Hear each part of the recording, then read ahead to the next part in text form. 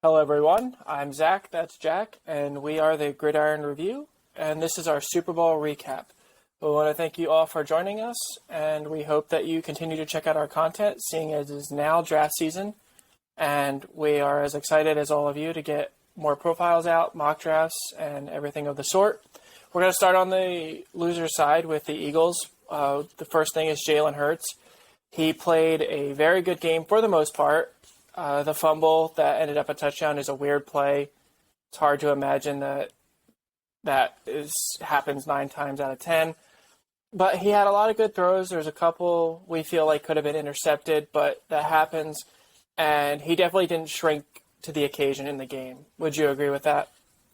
Yeah, and just kind of to build off you a little bit, I would say that, we bashed Hurts a lot last offseason, and will I say that I'm 100% wrong about him? No, because I think he still showed the flashes of ugly from last year, but he definitely did make a lot of strides from last season to this season. Yeah, I agree that, like we said, some throws were errant, some weren't even close, some were risky throws in a double coverage that should have been turnovers, but he was not the reason the Eagles lost this game. I mean, he led them to 35 points, and it's easy to see where if the Eagles would have pulled this one off, he would have been the Super Bowl MVP. So part of the problem that led to the Eagles' loss, or at least definitely shifted the momentum, was a very well-thrown ball by Hurts to Quez Watkins, one of the worst wide receiver threes in the league, and sure to be on the street after this game. It was a very brutal drop. It was one of the 2 plays, along with Hurts' fumble, that really felt like it shifted the momentum. I mean, that could have taken the life out of Kansas City if that had caught.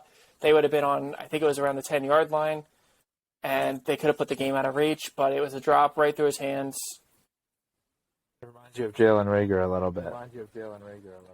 Yeah, that's true. Flashes of Philadelphia's haunted past there. And to be honest, throughout the year, Watkins kept starting at the wide receiver 3, and I kind of got the feeling that this might come back to haunt them, that they didn't acquire someone to challenge him, certainly not Pascal. But look for them to look at the draft, maybe free agency, and upgrade at that wide receiver 3 position, because Devontae Smith and A.J. Brown played great. The other issue with Philly's offense is the running game. Jalen Hurts was basically their only source of positive yards. Gainwell looked fine, but they just couldn't get it going. One of the best rushing offenses in football. Credit to the Chiefs for the defensive plan. They were in the backfield wreaking havoc, but it just seemed like it was more on Hurts to throw, which is how the Chiefs were going to win, but he did okay. The fact that the run game couldn't get going hurt clock management. It hurt a lot of stuff, but credit to the Chiefs defense again for preventing this from getting out of hand. And then the 2 controversial calls, we can say, with the Devontae Smith overturned catch and the Miles Sanders overturned fumble that was returned for a touchdown, in my opinion, cancels out. I know some people feel like it was a catch. It may have been.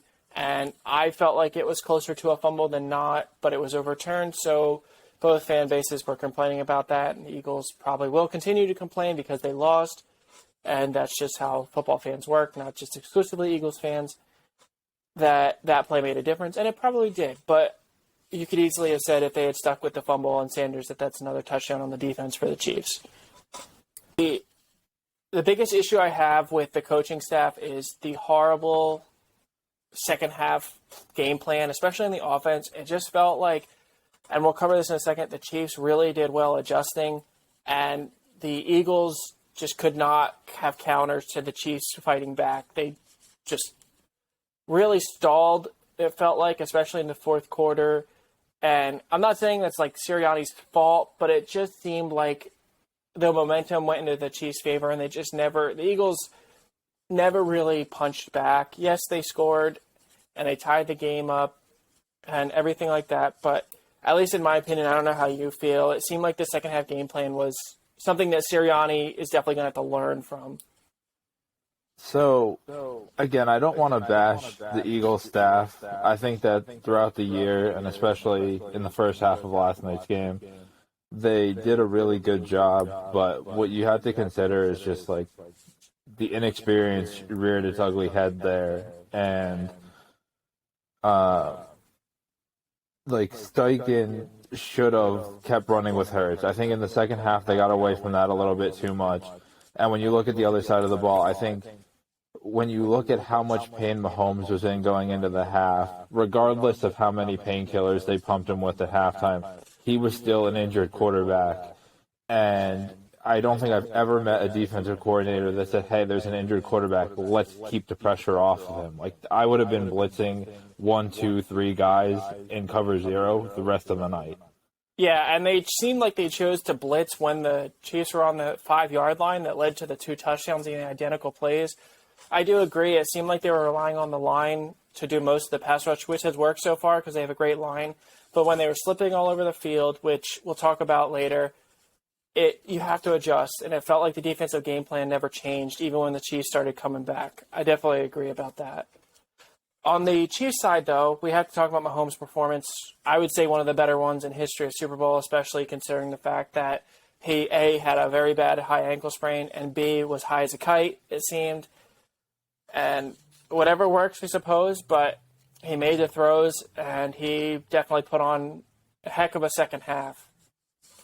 Yeah, I mean, not just what he did statistically in the second half, but when you consider that he had 7 minutes of possession time and it felt like he didn't even see the field in the first half, to come back down, 10 or 14 points in the second half and just look like the ultimately more dominant quarterback. Yeah, so where this will rank all time, we're not sure, but when you think about the injury, it's definitely up there. The Chiefs' run defense was phenomenal. I mean, again, like you mentioned, the Eagles went away from running Hurts. I mean, maybe for all we know, he re-injured his shoulder. It was never an issue. It was never brought up. But once they stopped doing that, the Eagles' offense was non-existent, more than it already was. The running backs just couldn't get going. The Chiefs had a plan. But I also think despite Hurts having success on the ground, there's multiple times that the Chiefs played it perfectly when they tried to do the read options and they had everything covered. There was a clear idea in mind, and it was executed to perfection. They didn't get to the passer. They didn't, I feel like, pressure Hurts too much, but they contained their run game, which is all you can ask based on how dominant it had been up to this point. Yeah, the only note I'll make to that is, like, early on you see Kansas City trying to rush 3 to overload one side, and there were a couple times where Hurts, broke free for a first down run, but it really came in the second half to show why they did it, and it was just to get Hurts rolling left because no righty quarterback wants to try to throw on the run going left. Tyreek Hill replacements. The Chiefs played moneyball. They went and got Juju Smith-Schuster, Marquez Valdes-Scantling, Sky Moore. They traded for Kadarius Toney late in the season. These guys all mattered. Well, Marquez had an ugly read on a pass, but Juju, Sky Moore, Kadarius Toney played massive roles, especially in the second half.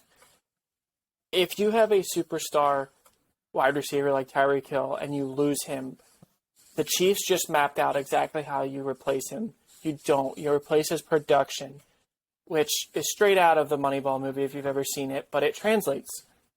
You lose an insanely fast receiver. You go out and get a fast receiver that's wicked after the catch in Sky Moore. You go out and get a pure deep threat in Marquez Valdes-Scantling. You get a short-handed receiver in Juju Smith-Schuster. And when you're not sure if you're ready or if your offense is enough, you go trade a third-round pick for a former first-round pick in Kadarius Toney.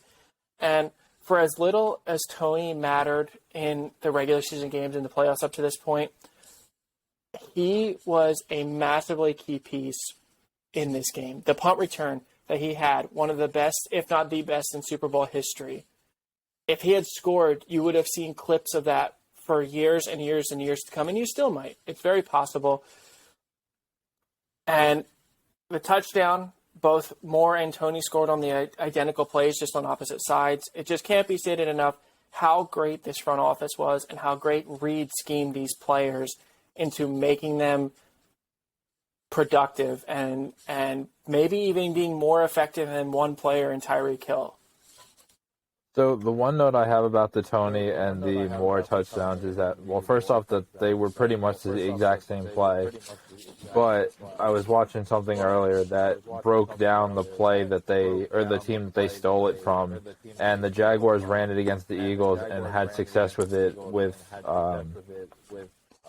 Jamal Agnew, and I think it just goes to show that Andy Reid and his staff is more experienced. They watch more film, and I think that Sirianni and whoever, because I have a feeling he'll lose at least Steichen, but his staff is going to have to do a lot more film work in the future if they want to prevent weaknesses from rearing their ugly head like that.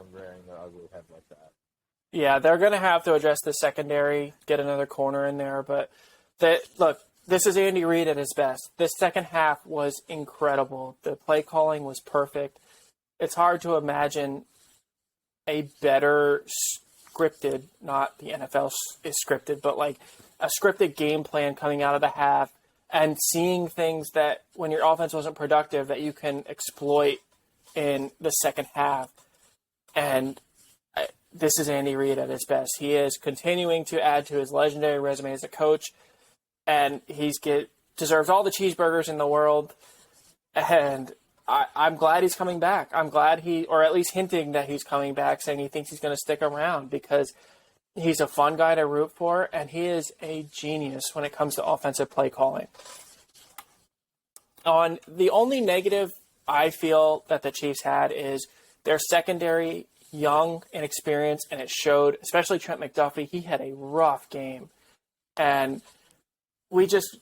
it's a learning experience. I mean, they start 3 rookies, right? Trent McDuffie, Joshua Williams, and I think there's a third one that I am escaping. Cook the safety. No, I think there's a third corner on top of Cook.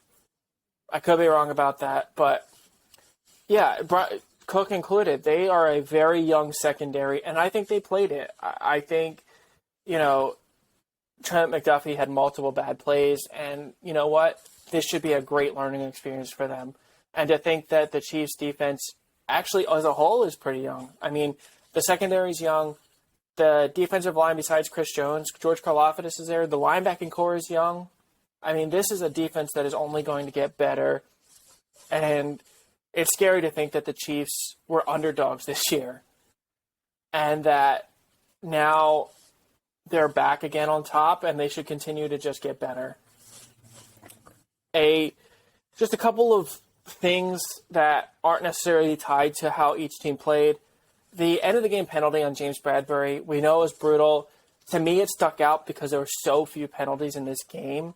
Besides a couple encroachment and false starts and delays of game, there really wasn't personal fouls. There wasn't pass interferences. There wasn't face mask. There wasn't anything like that.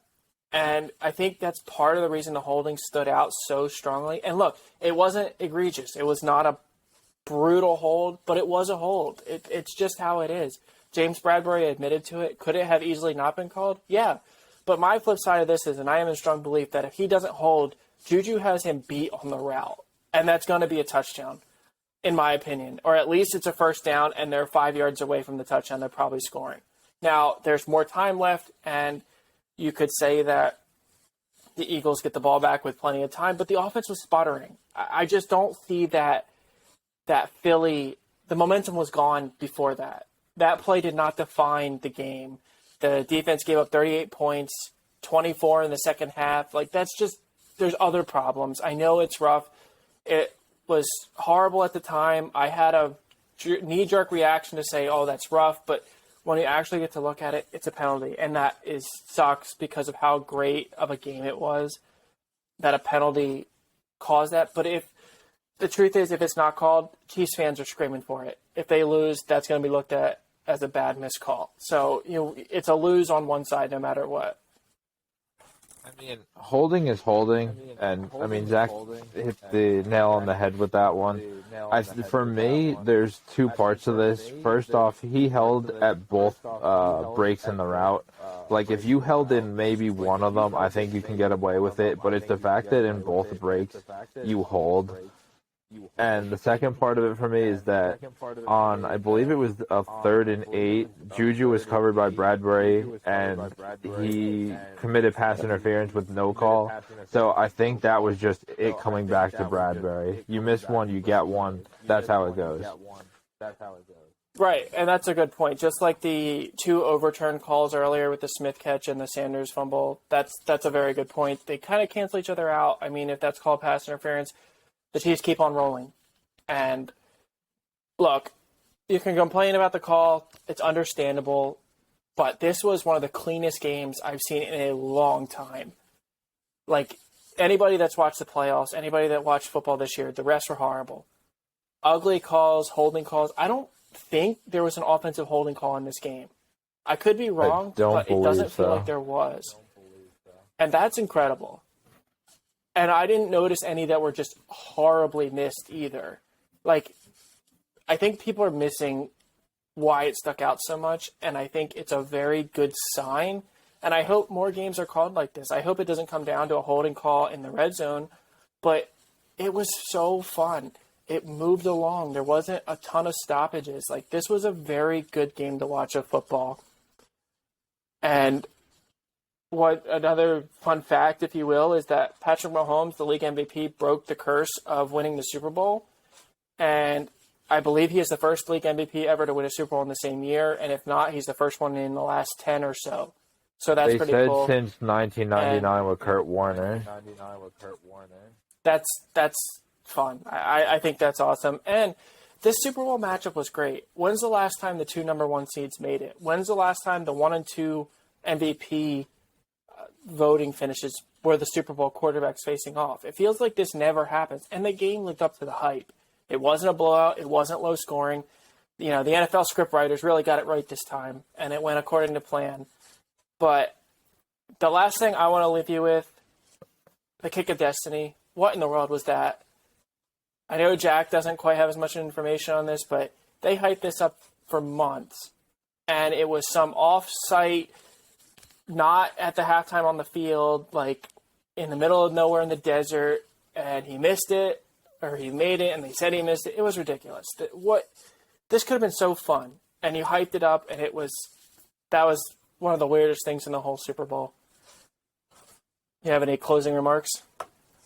Yeah, the last thing I have is that the fact that Frank Clark is 3rd in all-time playoff sacks is absolutely absurd. Yeah, we were talking about that. We heard it. I thought I heard it wrong, and you said the same thing. Is that right? Yeah, it's true, everyone. Frank Clark is 3rd all-time in playoff sacks. And the list around him is some all-time greats, and he sticks out. Not that Clark is a bad player, but that is just shocking. And he was close on a couple. It would have been cool to see him get closer, but yeah, there's probably next year if they retain him. But this concludes our Super Bowl recap. And with the draft season now upon us, we're going to be pushing out more content. We hope to see you all tuning in.